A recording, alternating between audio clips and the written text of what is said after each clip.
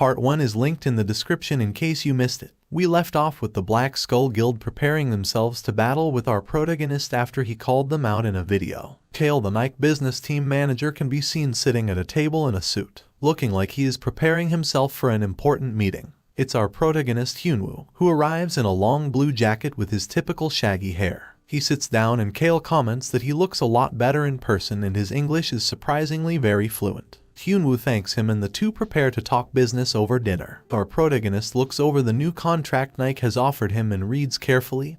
His eyes grow wide. Just like his friend Young Chan said, these are the best conditions he could have hoped for, which is expected when it comes to a big company like Nike. Kale tells him to read over the last part as it was added recently. It states that the contract is for 2 years and he will receive $10,000 for every 10,000 subscribers, and every month he will also receive a unique grade ingredient. Hyunwoo smiles. With some of these ingredients he can make a lot of the secret recipes he came up with on his first playthrough. Kale smiles, happy to see our protagonist is content with the offer. Quite frankly, he didn't think it would be enough for someone as big as Melee God. Hyunwoo smiles awkwardly. He hasn't heard that name for a long time and wonders how Nike was able to figure him out. Kale continues, saying that Hyunwoo will have to wear Nike's logo on his items and will have to consult a stylist once a week. He asks what his next plans are. Our protagonist is planning to start streaming next week and has actually prepared something quite big that people can look forward to. Kale is still smiling, knowing that if the great Melee God is calling something big, then it must really be something to look forward to. After the business meeting, our protagonist returns home and is approached by Young Chan, who is happy to hear he signed the contract. He informs Hyunwoo that the Black Skull Guild have made a response video calling him out, telling him to meet them at the Usma Coliseum in 2 days at 8 in the evening. Our protagonist isn't bothered by this and doesn't even watch the video.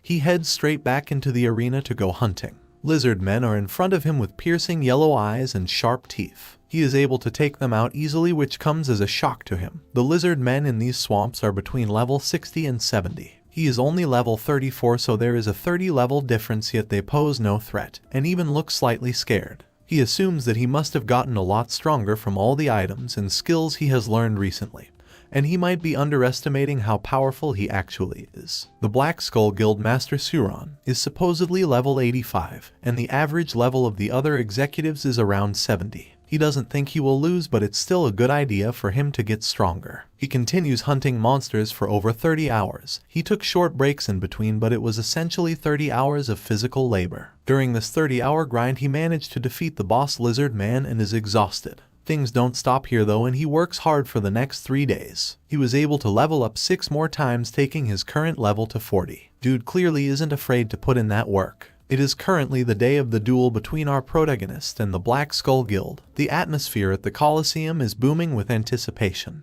The stands are all crowded, more so than usual, and the spectators discuss things amongst themselves. Even though Hyunwoo is outnumbered, they are doing one-on-one captain battles, so it will be fair to him. One of the spectators fixes his glasses to get a better look. He has his money on our protagonist, who stands in front of the Black Skull Guild's most powerful members, still wearing his goofy traffic light armor. There are 13 members total that he needs to fight. Suron cracks his knuckles, eager to get started and confident he is going to win. Plus, if he does take out our protagonist, he will be able to get his dwarf sword back that he lost in auction. Hyunwoo is unthreatened by the players in front of him, joking that it would be extremely humiliating for Suron to die by his own sword. He summons a microphone out of thin air and begins addressing the crowd. A weird mask on his face hides his appearance. He thanks the crowd for waiting, showing appreciation for all those who have come to watch him clap some cheeks. He is going to make sure the audience is thoroughly entertained. Young Chan is watching all of this take place in the real world while sipping on a cup of hot chocolate. The winner takes all in the battle,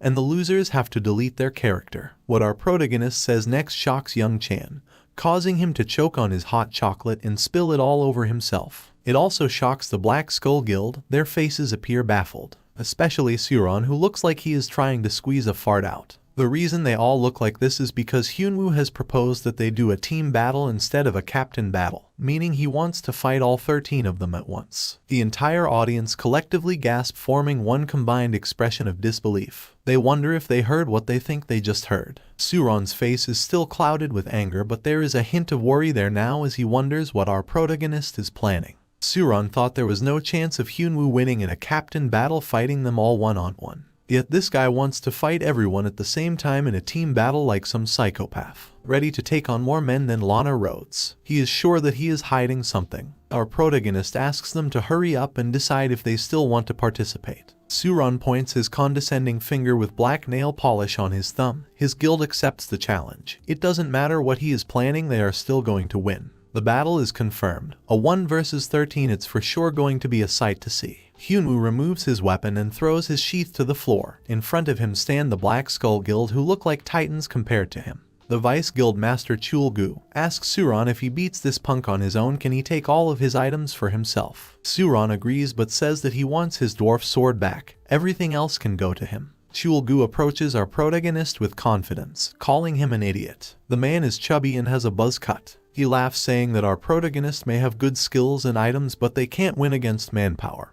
Behind him is a whole guild of rank 70 and 80 players. Hyunwoo says that if their strength is their numbers, then this chump shouldn't have come alone. He swipes his sword before the chubby man can even react. It goes straight through him like slicing a piece of paper. His player begins to vanish as he is defeated. Suron's mouth drops in the background. Chulgu was rank 2 in the guild, yet he was taken out so easily. A duo step up to the plate, saying that our protagonist shouldn't be underestimated. The man on the left is Seo Gang. He has a bat-shaped mask covering his eyes. On the right with blue hair is Seo1, who also has an eye covered. The two of them leap into the air and come down on our protagonist like a bomb. Despite having their eyes covered up, this duo is the best in the guild. Hyunwoo is just built different though and takes them both on at once, grabbing a hold of Seo Gang's spear and raising his sword to Seo1's neck. He says that the two of them are too predictable and their attacks are simple. One of them should have come from a blind spot. Dude is really out here giving them advice. With a swipe of his sword, he takes out Seo1 and the duo is now a solo act. Hyunwoo dashes towards Seo Gang until their noses are nearly touching. Seo Gang wields a spear, which isn't a great weapon at distances as close as this. Seo Gang isn't much of a solo act and he is finished off almost instantly. All we see is a bright explosion from the force of the blow. Afterwards, Hyunwoo turns around with the dwarf sword on his shoulder, asking what the other players are all doing and why they haven't come at him yet. The crowd roar at the spectacle they are witnessing, unable to believe our protagonist, who goes by the username AliBoss, has already taken out 3 of them. He raises his sword to the remaining members, saying they should just surrender since their characters are going to be deleted either way. The crowd join in on this mockery, calling the Black Skull Guild scared and chanting at them to surrender. The players look like they have no idea what to do. Our protagonist has caught them off guard. Suron yells out that there is still 10 of them, so they should all just charge at once. Hyunwoo doesn't give them time to react. He pounces in their direction, swinging his sword and defeating even more. He knows if he doesn't give them a chance to group up, it essentially becomes a bunch of one-on-one matches. He basically has the whole guild in the palm of his hand like a puppet master. Defeating all of these high-level players will make a great video and will make him even more famous. He goes for players one after another. Despite their thick armor, it is no match for our protagonist's strength, and his sword strikes come in sharp. In the end, there is only 3 players left, Suron and 2 others. He has thinned the herd from 13 to 3. Bro is a straight menace. Our protagonist's success only makes Suron more furious. He orders his comrades to attack. If they can win, they can still save all of their defeated members' characters from being deleted. Much to his surprise, his remaining 2 comrades surrender, dropping their weapons to the ground. They know they can't win, and this will only get more shameful the more it goes on. They reveal that they haven't been enjoying the arena like they used to be, and have been too focused on levels and items. They don't mind having their characters deleted. All that is left now is Suron, the perpetrator of this whole ordeal. He holds his head in shame as his comrades disappear from his side, wondering how everything turned out like this. When he first made the Black Skull Guild, it was just a way for him to have fun with others in the arena. Over time, the guild got more obsessed with getting stronger and stronger, and now all of a sudden they are viewed as the villain by every other player. The crowd cheer for our protagonist to kill Suron like he is nothing but an ant waiting to be stepped on. Suron steps forward, slamming his foot into the ground in front of Hyunwoo, who wasn't actually expecting the others to surrender. Despite being alone, Suron grips his sword tight. It's his fault that his guild has come to this, and it will finish with his own hands. He informs our protagonist that this won't be the end of the Black Skull Guild. Even if their characters are deleted, they will start again. And the next time they meet, the guild won't merely be his villains and will put up more of a fight. Suron charges forward in one last blaze of fury. The Black Skull Guild flag flies high on his back as he heads to certain defeat. Of course, Hyunwoo won the duel and the crowd cheer. Beating 13 players at once causes his username AliBoss to spread around the world like wildfire. He became known as the embodiment of justice for taking out a guild that had caused so much problems for others. For his victory, our protagonist gets all the items from the players he defeated. And because of this incident, others began to take interest in his journey. Within the crowd was a blonde man who was the manager of the Black Skull Guild and the New World Guild acting captain. It was Younggu, who we saw at the end of part 1. He fixed his monocle in the crowd, his armor was shiny, and a blue gem sat upon his chest. He looked down on our protagonist as he collected his items, telling himself that he is going to make him pay for what he just did.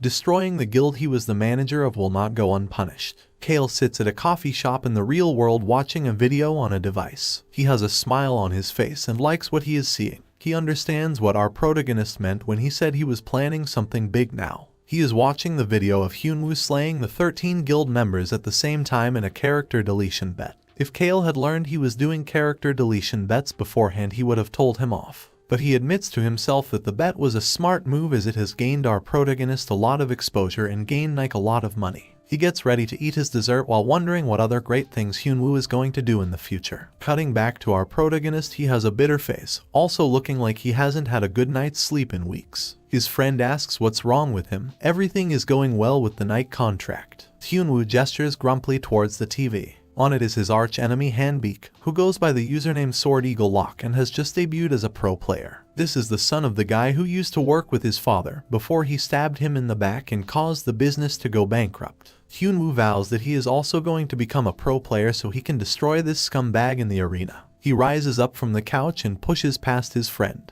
He can't just laze around and has to keep grinding to get stronger. He's going to log back in. He heads to the Briggs Southern Gate to start the main scenario quest he got from LeBron in part 1. This is the 4th main scenario quest ever in the arena, and there are few who know about it. If he can gather enough information, he may be able to monopolize the 5th quest when that comes around. Our protagonist enters a state of deep thought.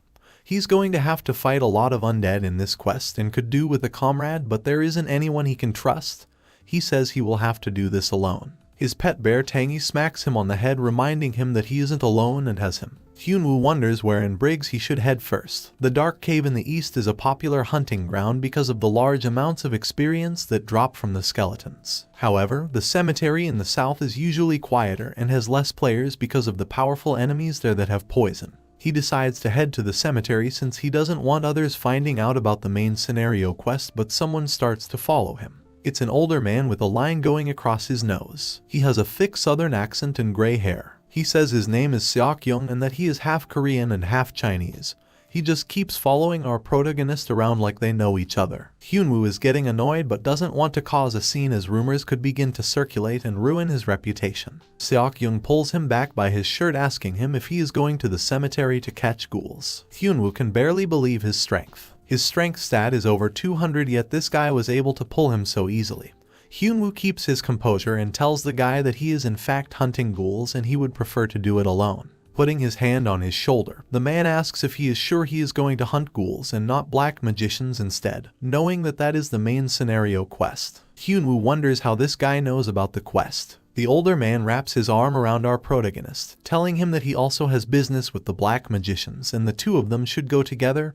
He knows exactly where to find them. Hyunwoo is pressed up against his chest balloons. He's a little suspicious since this guy seems strong, so why would he want a comrade?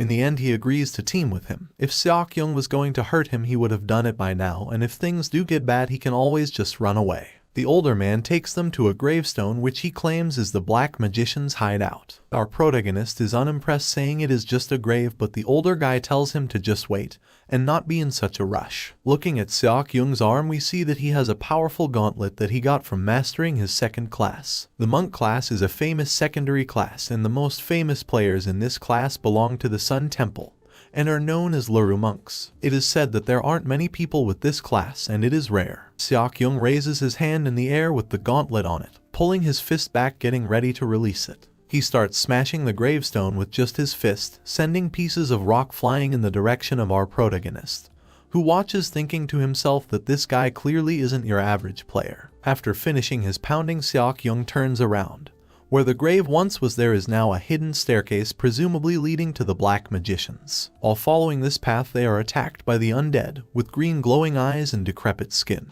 It's no bother to Seok-young though, who starts pounding away, serving knuckle sandwiches like he works at Subway. Hyunwoo can see that he is strong but has never heard of his name before. He follows close behind the old man and also takes out the undead in their way, swiping at them with his sword. Seok-young turns around impressed, and his true intentions are revealed. He rubs his chin while staring at our protagonist, no longer paying attention to the undead surrounding him. It is revealed that he is the Grand Master of the New World Guild, which is the same guild that Young-gu belongs to, the man who used to manage the Black Skulls, and the man who is out looking for revenge. Seok-young pushes all the undead around him to the side like it is nothing, still fixing his gaze on our protagonist, wondering what he is going to do with him. Hyunwoo is too busy preoccupied fighting his own enemies to see the old man staring and plotting what he is going to do. Seok-young doesn't do anything yet though, and the two continue down the path, even coming across a black magician on their travels. It is wearing a black cape with pale skin and a weird symbol on its forehead.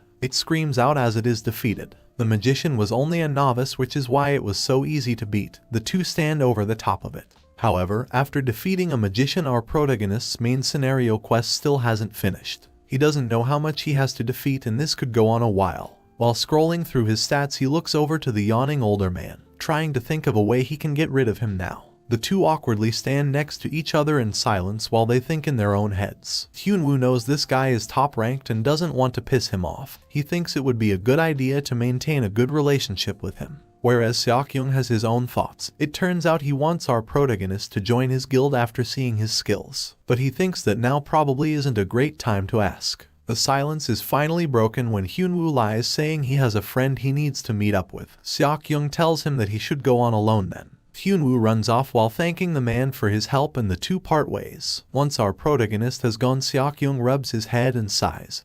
He couldn't bring himself to hurt the kid and was impressed by him. He pulls up his in-game menu and begins a call with the blonde man Young-gu. He tells him that he should stop searching for our protagonist and looking for revenge because he won't let it happen. When Young-gu asks why, the older man just tells him to follow his orders or else. He smiles to himself. He's looking forward to meeting our protagonist again and hopes that he can convince him to join their guild. The platform that arena players stream on is called a world, and within it there is a paid playback feature. The price is set by the uploader and people can pay to experience a video within the arena itself from all angles. Back in the real world, Hyunwoo is looking at how his Black Skull Guild video is doing and sees it has 1.8 million views and a total of 10,000 paid playbacks. Doing the math, he realizes that he has made $5,000 off this one video alone. Dude is living the dream. After seeing this amount of money, he turns around to look at the cube, the amazing piece of equipment that has made this all possible. Not long later, his friend walks into the room wanting to know if our protagonist wants something to eat.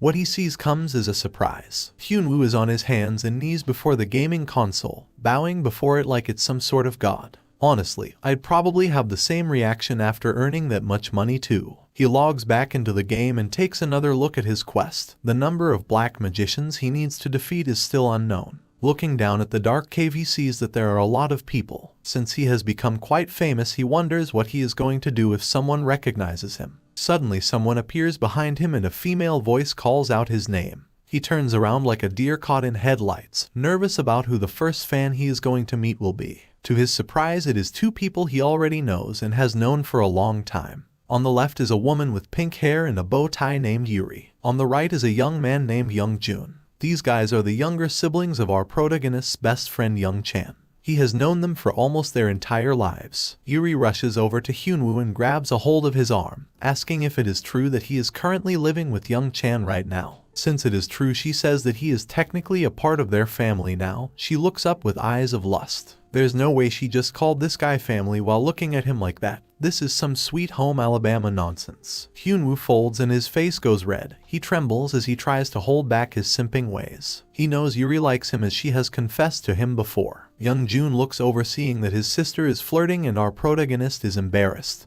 He tells her to stop messing around with him. Yuri does what her brother says, letting go of Hyunwoo's arm and making a cute face towards him. Young-jun then asks our protagonist if he has come here to the dark cave to hunt, and if so, does he want to party with them. They were playing in a party of 3 with someone who was a warrior, but he had to leave, so they say Hyunwoo can fill the open slot. Hyunwoo quickly realizes that these guys don't know about his history in this game or that he is famous and only approached because they are longtime friends. He agrees to team up with them for a while. After all, their brother Young Chan is helping him out a lot, so he should at least be nice to his family. They get down to business and begin battling the undead. Young Jun is an archer and Yuri appears to be a mage. They obliterate some skeletons with their arrows and magic before our protagonist even has the chance to swing his sword. He turns around in shock, admitting to himself that these guys are pretty good. He had his doubts at first, but now he thinks they will be able to clear this dungeon up to level 90. Young Jun's shots are accurate and he can also rapid fire them, needing only one arrow to take down a skeleton.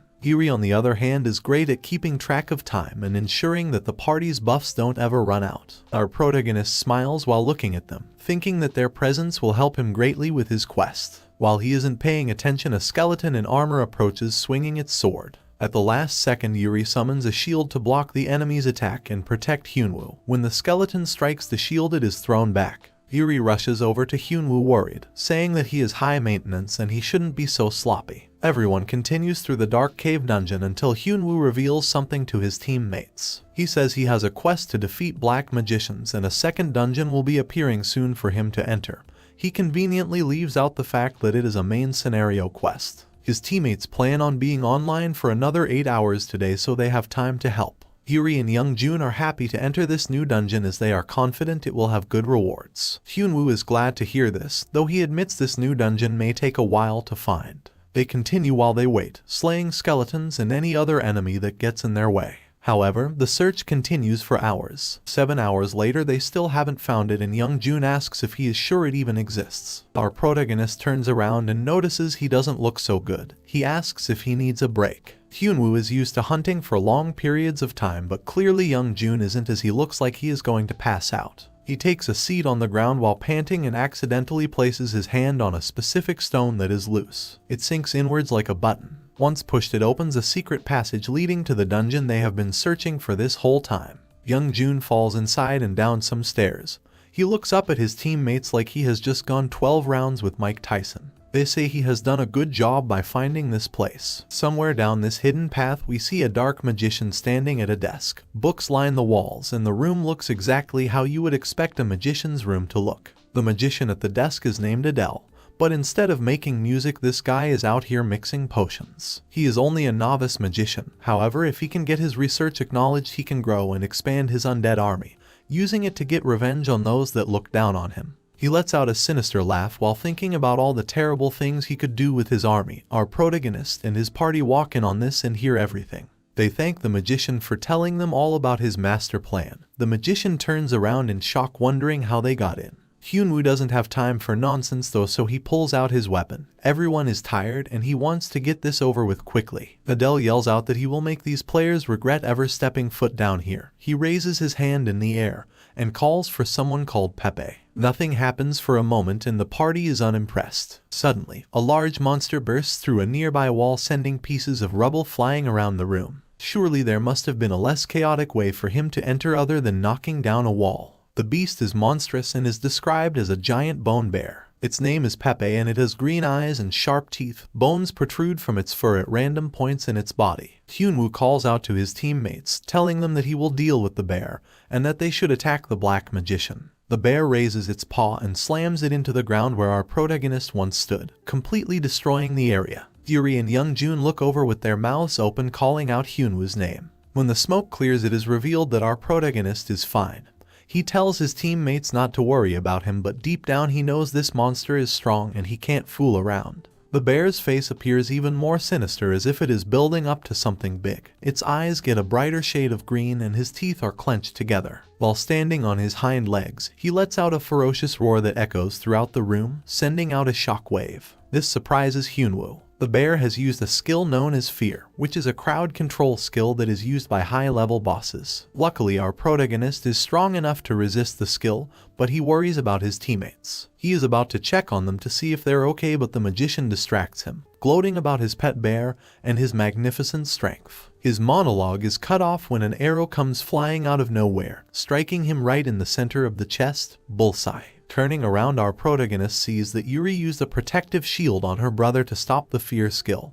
This allowed Young Jun to fire the arrow that hit the magician. He is impressed at their teamwork and definitely wasn't expecting them to pull off something like that. The magician may have fallen to the floor after taking that arrow, however the large bear is still standing strong. It begins to remember its past. The dark magician raised him from when he was a cub, feeding him and playing with him and naming him Pepe. Now he is gone. The bear lets out a wailing cry filled with anger and sadness. A tear even begins to fall down from his eye. His master is dead and he isn't about to let this slide. Its roars can probably be heard for miles. Books fly off of shelves and the bear enters its second stage. The party look up at it unsure of what to do. Our protagonist has a smile on his face, stating that it is time for him to bring out the big guns. He decides to summon in his very own bear, his pet Tangy. A flash of blue light appears and the cute little thing appears with a determined face. However, upon seeing the much larger bear in front of him, he starts running away desperately. He hides behind our protagonist next to Yuri and Youngjun, angry that he wasn't warned about the beast. Hyunwoo tells his pet to stay back and to just provide buffs to him. Tangy does as he says, providing him with Spirit of the Bear and Forest's Blessing buffs. Hyunwoo jumps forward whilst glowing green. His opponent doesn't back down and also comes in for the kill. While this is happening, Yuri plays with the pet. Saying it is cute, she picks Tangy up and squishes him like a toy. Youngjun joins in too. They both admire the little bear while our protagonist duels with the humongous one behind. Noticing this, Hyunwoo turns around confused, asking if they can see that he is currently in the middle of something. They don't listen though. He decides it's time to end things quickly. He activates his giant strength skill, which temporarily increases his strength stats. He glows an orange-like color and slashes at the beast. He doesn't stop with one cut and continues again and again, not stopping until the job is finished. The bear lets out one last fading roar. It has taken too much damage and it is all over for Pepe. He falls to the floor next to his deceased master with tears still running down his face. He tried his hardest but he couldn't avenge the dark magician. The two of them begin to fade away while looking into each other's eyes. It's a sad end for them.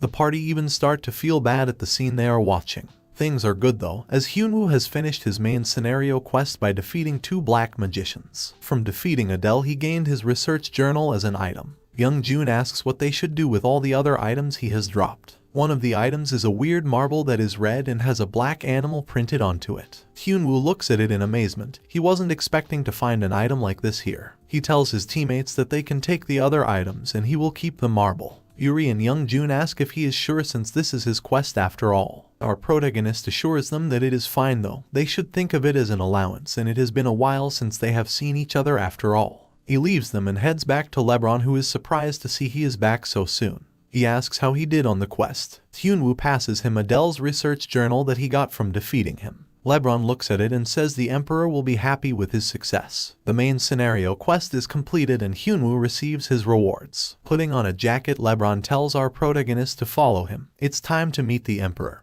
And since Hyunwoo was the one who completed the quest, it is only right that he is the one to give the report. Hyunwoo's mouth hangs low and sweat drips from his cheek. He can't believe that he is really about to meet the Emperor. In the 3 years arena has existed, no player has stepped foot into the Imperial Palace. He is the first. He walks down the halls of the palace. The walls and floor shine and guards stand tall every 6 feet. Everything is so shiny I bet it smells like bleach and polish. Lebron tells him to not be so nervous. His Majesty is a good person. Though he does have a grudge, he's manly and pleasant. Hyunwoo wonders what he means by a grudge.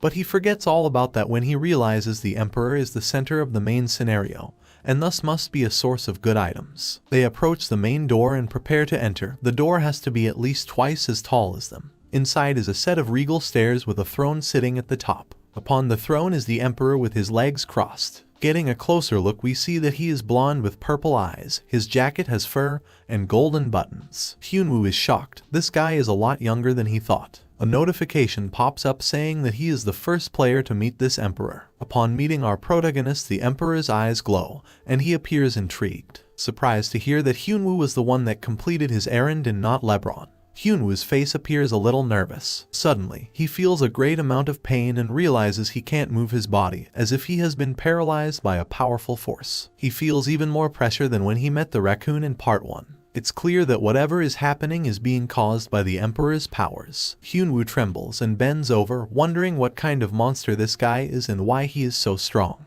The Emperor finally stops whatever he is doing when LeBron tells him to stop messing around with a serious look on his face. Sitting on the throne, the Emperor asks LeBron if he really thinks his actions are a joke. His eyes glow more fierce. He teleports right in front of LeBron. Staring him dead in the eyes, he asks if he is willing to pay the price for mocking the Emperor. LeBron doesn't back down, saying that the Emperor was the one that called them here, yet he is just messing around. He offers to fight the Emperor, putting their titles on the line as a wager. I've got to hand it to LeBron. He's got guts, that's for sure. The two stare at each other intently and flames grow around them, neither of them backing down. Hyunwoo just stays back and warms his hands on the flames that are emitting from them, wondering what kind of crazy empire he has walked into. Now that he thinks about it, he remembers reading something about the two of them while he was looking for information on the main scenario. LeBron and the Emperor were both students of the Imperial Knight Captain and are really good friends. This whole dispute is just harmless bickering between bros. The two of them stop their arguing when Hyunwoo says he is going to leave. They turn around admitting that they had forgotten our protagonist was even here. The Emperor returns to his throne and begins acting properly. He's glad our protagonist came here today because he actually has a request for him. However, he wants Hyunwoo to verify his skills first beforehand so he can see if he is qualified for the job.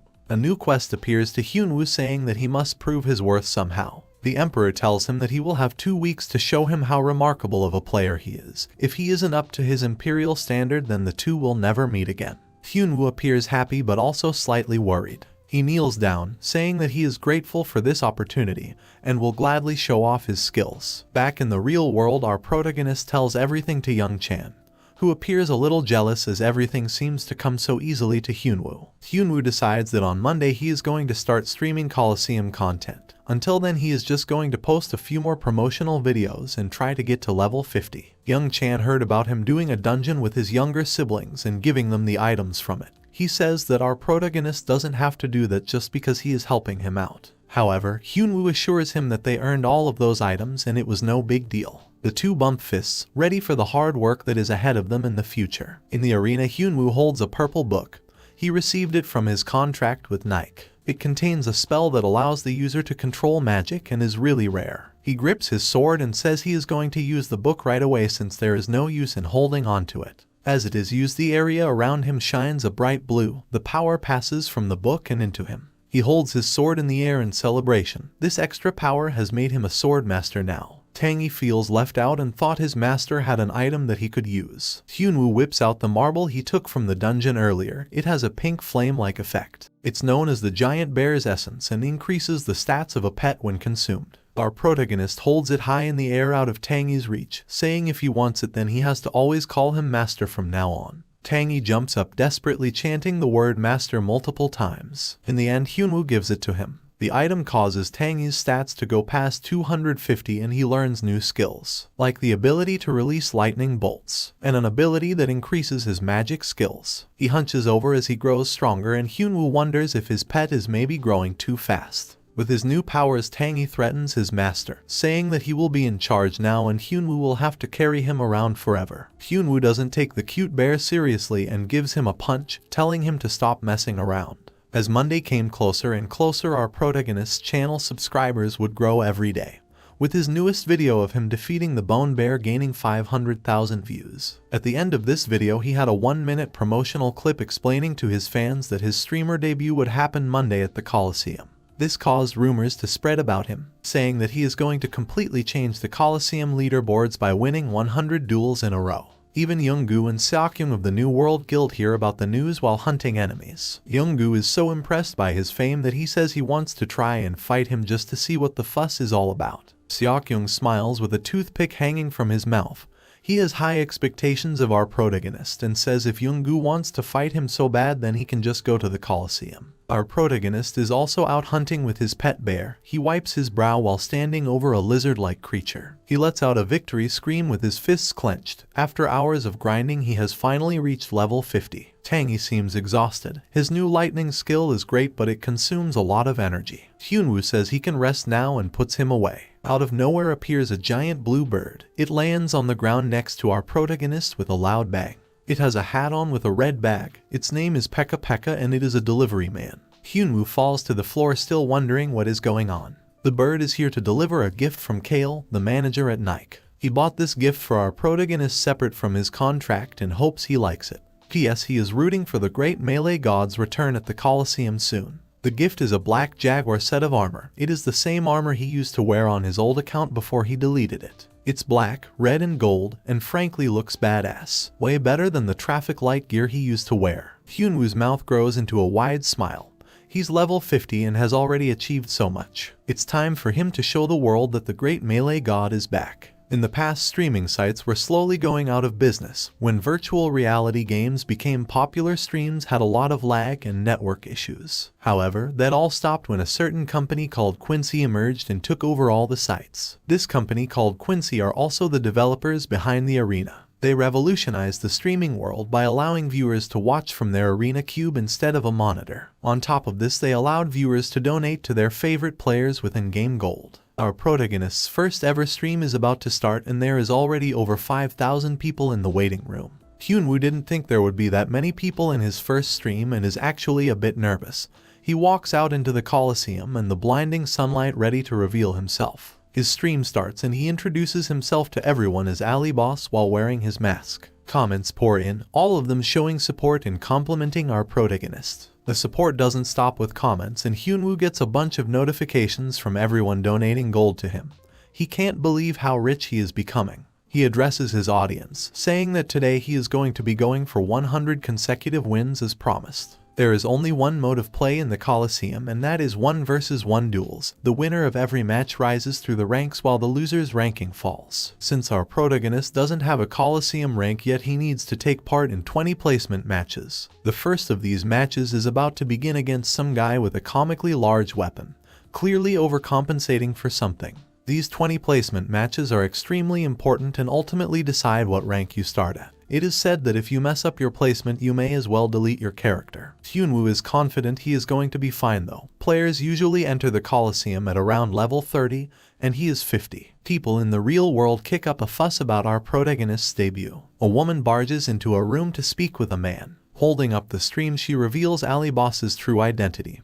Hyunwoo, or how he is better known, Melee God. The man is Woo Jong and he is the head coach for a professional esports team. He is shocked. He tried to recruit our protagonist back in his Melee God days but was rejected.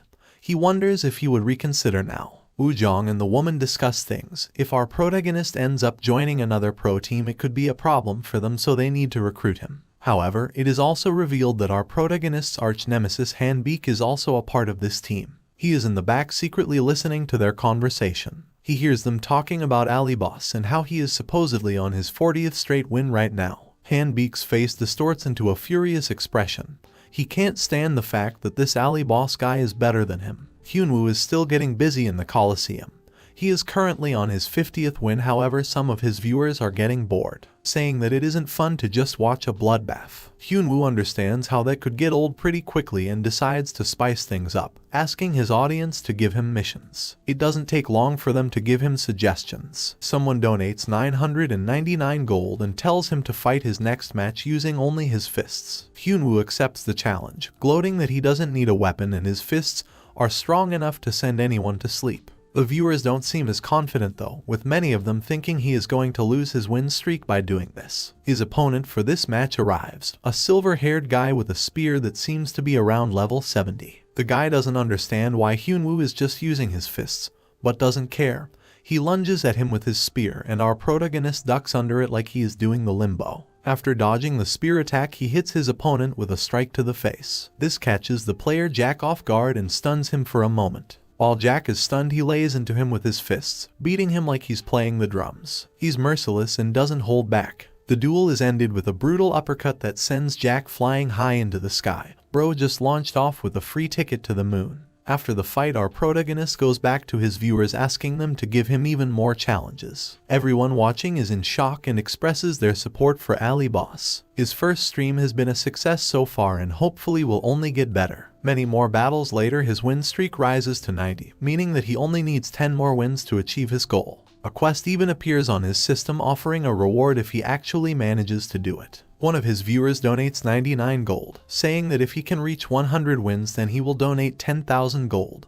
which is the equivalent of around $8,500. The next opponent arrives with dual-wielding weapons and a man bun. In one hand is a dagger and in the other is a weirdly shaped sword. As soon as the battle starts, Hyunwoo jumps on the poor guy, eager to get things over as quickly as possible so he can get his money. The poor man bun guy didn't even know what hit him. Neither did his next few opponents, who all got cut down one by one. Seriously, this guy makes it look so easy. His face beams with determination. He doesn't even see the people in front of him as a real challenge and just sees the money he could earn from this. After defeating his 99th opponent, he wipes his forehead. His long black jacket blows in the wind as he prepares for his final duel. He points to the location where the player is teleporting in, telling his viewers that this will be the match that earns him 10,000 gold. The guy that teleports in has crazy armor that has been molded into the shape of snakes. It's well-known armor called the Cobra set and is for players over level 110. Hyunwoo knows this is going to be a harder battle. The highest leveled opponent he has fought so far was only level 90. He decides that it is time for him to use his secret weapon. He raises his hand into the air and summons his pet Tangy to the battle. All the viewers comment on how cute he looks, and many of them even donate gold. People out here straight simping over a teddy bear. Tangy is angry as usual,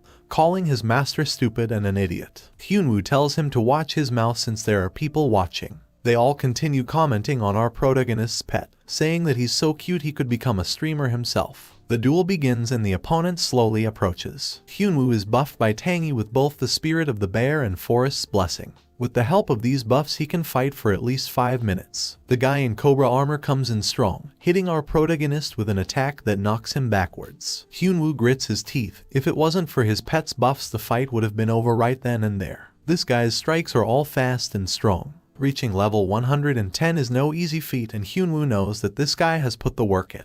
Luckily, he still has one more trick up his sleeve though. He glows orange as he activates his giant strength skill to temporarily increase his strength. The attack lands and knocks his opponent backwards. The guy can't believe it and wonders how our protagonist got so strong all of a sudden. He looks down at the wound with a face of relief. The attack was too shallow and didn't do any real damage. He now knows not to mess with Hyunwoo and to take him seriously. He makes a money gesture towards him, insinuating that the reason our protagonist is so strong is because of money. This makes Hyunwoo angry and he informs his opponent that he is a famous streamer and is currently in the middle of a stream now. He lunges forward, saying that the sooner this fight ends, the sooner he can end his stream and go home, so the guy should just die. This false confidence shown on the outside is not felt on the inside though. Hyunwoo's giant strength buff has 2 minutes left and the buffs from Tangy only have 3. If the fight isn't over by then, he will be dead meat. His opponent gets furious and lets out a bone-chilling scream as if charging up for a powerful attack. He swings his sword that is now glowing blue, aiming right for our protagonist's face. Hyunwoo doesn't know what to do. He can't dodge in time and he'll lose if he tries to block something as strong as this. His mind scrambles to find a solution as the blade comes closer to his face. Thinking quick, he moves slightly to the side and raises his sword, redirecting his opponent's strike to the ground. This way he doesn't have to tank the blow himself. The guy in Cobra armor has eyes that look like they have just saw a ghost. He wasn't expecting a move like that and is now completely vulnerable to a counter. Hyunwoo takes this opportunity, slicing the poor guy and popping his head off like a bottle of champagne. His opponent's lower body begins to disappear from the Colosseum after that loss, and our protagonist has secured his 100th win. His weapon mastery increases to a higher rank, and so does his Master of Combat skill. The quest that was given to him is also completed. Hyunwoo stands victorious, thinking to himself that that was really hard.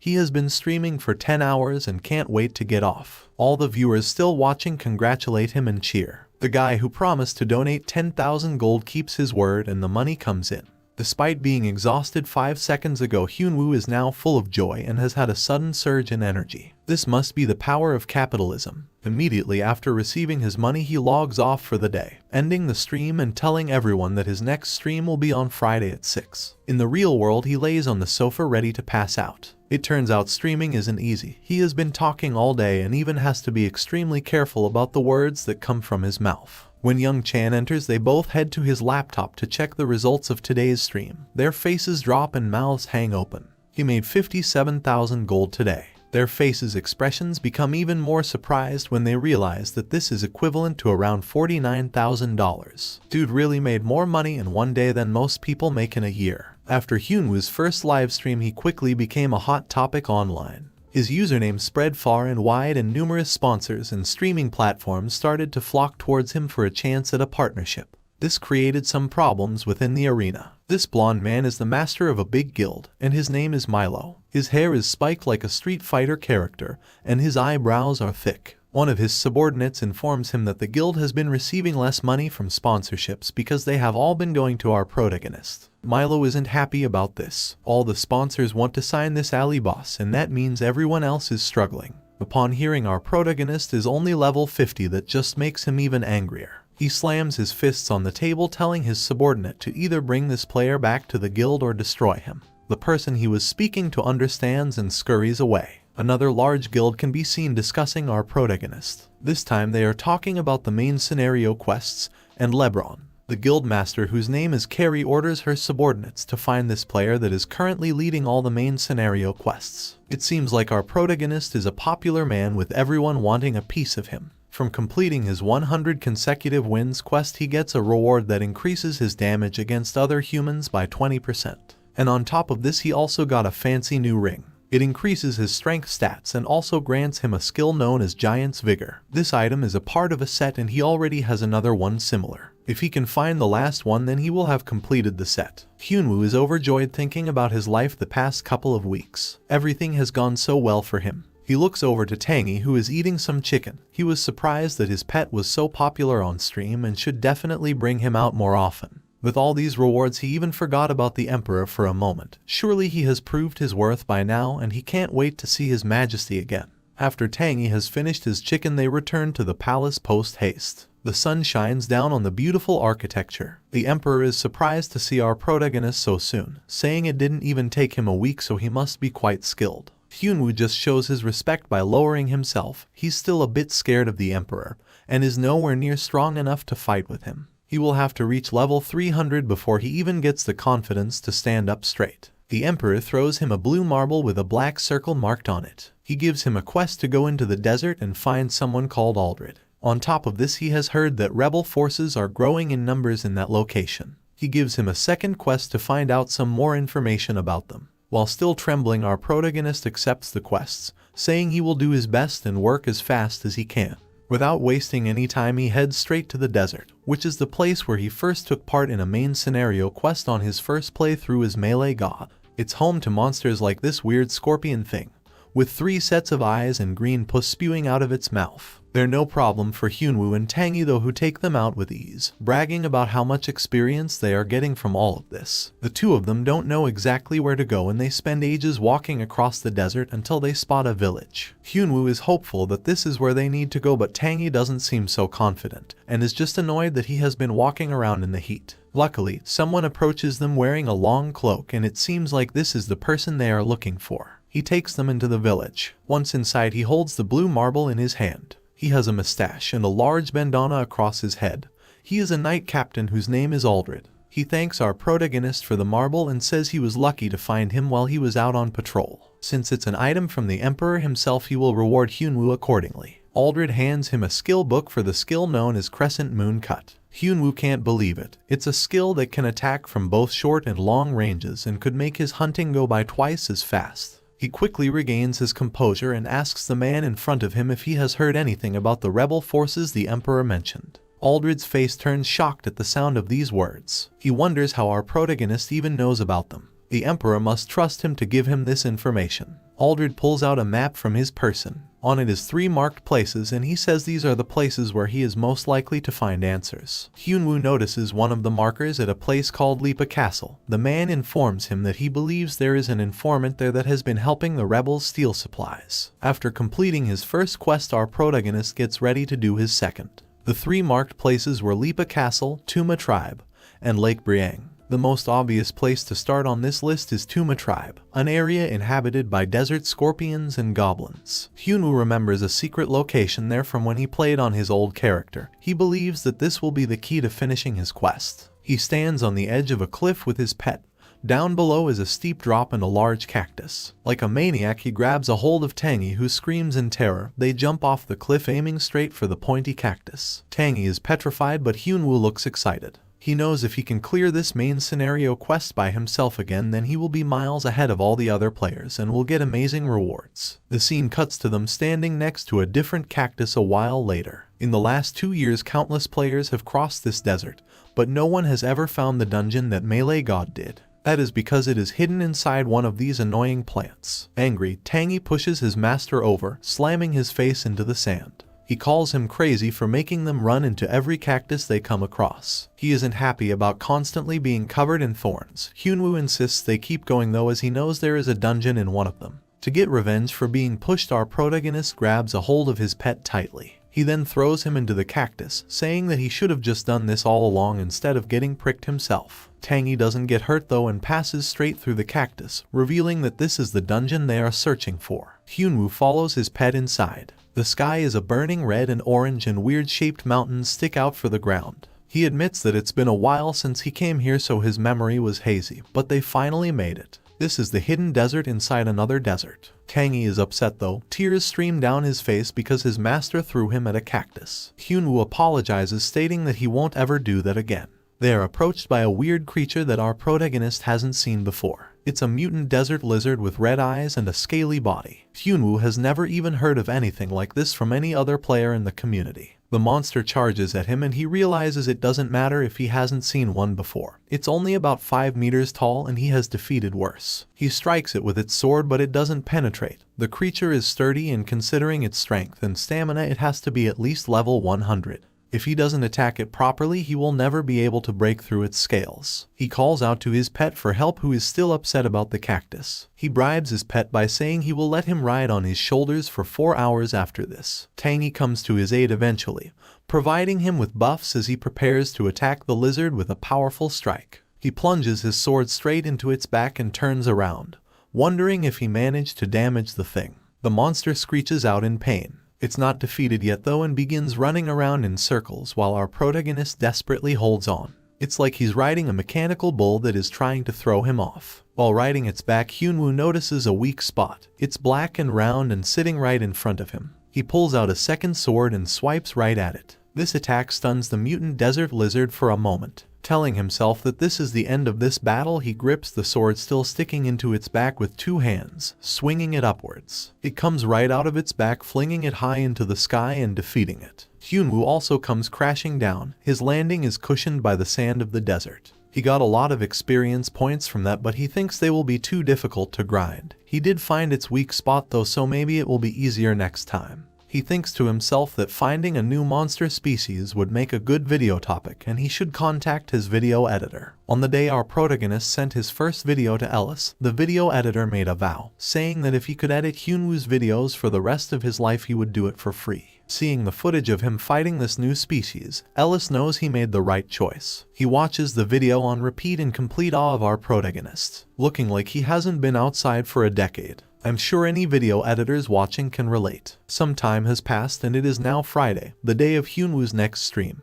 The video of him hunting the new species went up this morning and was enough to build plenty of hype for this stream. With close to 50,000 viewers, he puts on his mask and goes live to his audience. He tells everyone that he has found where the lizard leader is and today he is going to be doing a solo raid. The comments come in quick, finding it hard to believe that he will actually manage to pull it off. The donations follow close behind. Hyunwoo tells everyone to hold off on the donations until after the boss fight. He won't be paying attention and will feel bad if he just ignores them. He also says that he won't be reading the chat either because he will need to concentrate. He looks up at a huge dragon perched on top of a rock. It's red with inward pointed horns and spikes running down its spine that resemble its teeth and claws. It jumps off of the rock and spreads its wings, creating a thrust of wind that smacks Hyunwoo in the face. This activates his Master of Combat skill, which increases his stats according to the strength of the enemy he is fighting. Hyunwoo gloats to his audience, saying that this dragon may be huge but it will be dead in a few hours, so they shouldn't worry. It has the weak spot on its back just like the others. Hyunwoo pulls out his sword and gets ready to use his new attack that he just learned from Aldred. He strikes at the dragon's neck with the crescent moon cut attack. A trail of blue light follows the path of his blade and the boss is knocked back slightly. It didn't seem to do all that much damage though, and the dragon looks down at Hyunwoo with red eyes. Smoke floats out from its partially open mouth. Our protagonist leaps high into the air, and the battle continues. He's ready to face this beast and put on a good show for all of his viewers. Boss raids refer to battles against high-level bosses. They are usually carried out by parties and each member fulfills a certain role. When a person attempts to solo a raid, it undoubtedly ends in failure. Until now, Hyunwoo goes to battle with the mighty dragon that stands as tall as a skyscraper. He jumps up onto its claws and runs along its arm like Usain Bolt, breaking a world record. He follows the arm all the way up to the boss's face where he slashes at it, trying his best to do damage. This pisses the dragon off and it releases a wave of flames from its mouth. Our protagonist blocks this flame attack by swinging his sword with force. It creates a strong, forceful wind that protects him. He lands on the ground and looks up, assessing the situation so far. All the viewers continue to leave comments. He's been at it for 3 hours and they are starting to lose hope. Hyunwoo pants. He used up all his mana blocking the dragon's flames. Mana will be the deciding factor on whether he defeats this boss or not. He begins thinking of ways he can gather more until Tangy jumps on his back and pulls at his hair. He's mad that it has been 3 hours and he wants to leave. Hyunwoo tells him to stop, saying the dragon is close to giving up and it will all be over soon. He can tell from the thousands of raids he has done in the past that it is close to reaching its limit. As he says this, the dragon shoots up into the sky. The viewers think it is running away, but our protagonist knows better than that. The dragon hovers in the air for a moment, looking down on its prey and plotting its strategy. Its eyes burn red and Hyunwoo knows it is preparing for one final stand. The boss begins plummeting to the ground like a cannonball. Not what I expected him to do, I'll be honest. It lands on the ground right in front of Hyunwoo, shattering the landing zone and maintaining eye contact. Tangy hides behind his master's back, begging to be sent away. It isn't long until the dragon flies back up into the air again. This time it darts around with insane speed. All that can be seen are beams of light and the destruction of the landscape. Hyunwoo just stands still and looks up, trying to keep track of the dragon's movements, while Tangy keeps punching him in the head, yelling at him to do something. Every game has a method of defeating bosses. You start by reading movement patterns and attacking weak points, but beyond that everyone has their own unique tactics. This is what makes games fun. Currently, Hyunwoo is using all of his senses to focus on deciphering the dragon's patterns. The beast appears behind him, trying to get a surprise attack. Its mouth is gaping, ready to swallow our protagonist whole. Its mouth snaps on the ground where he was just standing. Pieces of rubble go flying into the air. Hyunwoo saw this coming though and jumped high up into the air to avoid the attack. He talks to his pet Tangy, telling him that they are aiming for the weak point behind the dragon's neck and he should use his lightning abilities. Tangy follows his master's orders, zapping the boss like he just stuck a fork in an outlet. This lightning temporarily stuns the dragon. Hyunwoo lands on the ground but prepares himself to jump up again. He uses a jumping skill on one of his legs to go high and Tangy is knocked from his shoulders. He pours the minuscule amount of mana he has left into his sword. His teeth are gritted and his eyes focused. This is it. He isn't going to get an opportunity like this again. He comes crashing down onto the dragon right in its weak spot, moving so fast and with so much power that it just appears as a bright blue light. A fading cry comes from the dragon's mouth as it is defeated. Our protagonist has defeated the mutant desert dragon. He receives experience and a bunch of his stats are leveled up. He kneels while leaning on his sword that is stuck into the ground. He just needs a minute to catch his breath after a battle like that. Since the adrenaline has gone, the fatigue has started to catch up on him. However, he still forces a tiny smile despite gasping for air, showing that he is proud of himself. He finally gets the strength to rise to his feet. He was focusing hard for 3 straight hours after all. Tangy begins to run up to him, seemingly happy that this is all over. However, the bear hits him with a flying kick to the face, telling his master off for throwing him from his shoulders earlier. Hyunwoo falls to the floor and notices his stream chat. He had forgotten he was streaming while fighting, and the chat is filled with supportive comments, calling our protagonist a god and saying he doesn't fight like a human. The donations come in as well. Bro is going to be rolling in the money after this. He lays on the floor just taking everything in for a moment. Tangy keeps yelling while standing over him, saying that he wants to ride on his shoulders. He really did it, completed a boss raid all by himself, and with an impressive time of 3 hours 36 minutes. Most people couldn't even do that with a party. He ends the stream and walks off into the desert again, happy that his viewers all had a good time. He is still exhausted though and needs a good night's rest from all of that. He looks down to his wrist at a shiny new item the dragon dropped. It's a bracelet containing the dragon's essence with a skill that allows him to use fire damage. The raid was 100% worth it. He decides he is just going to organize all the items he got before going to rest, until someone calls out his name in the distance. He wonders who it is. Turning around, there are a bunch of hooded figures. Hyunwoo scratches his head awkwardly, assuming they are fans. He feels bad that they have come all the way out to the desert for him. They really shouldn't have. The players inform him that they are not fans. The one in front has blonde hair and a shield crest on his shoulder. He says they are all a part of the Mono Guild and have a proposition, asking if Hyunwoo wants to join their guild. He asks in a rather aggressive manner, as if they aren't going to accept no as an answer. Hyunwoo is caught off guard. He is too tired to fight them all and has been in the desert all day. He has no idea what he is going to do if they decide to gang up on him. Looking the blonde man in his eyes, he tells him that he doesn't want to join his guild and waits to see what is going to happen next. Part 2 ends here. I was extremely grateful for your support on part 1, so if you could do the same on this video, it would be amazing. Please like and comment the word guild if you want a part 3. Also consider subscribing so you don't miss the next upload. Thank you and take care.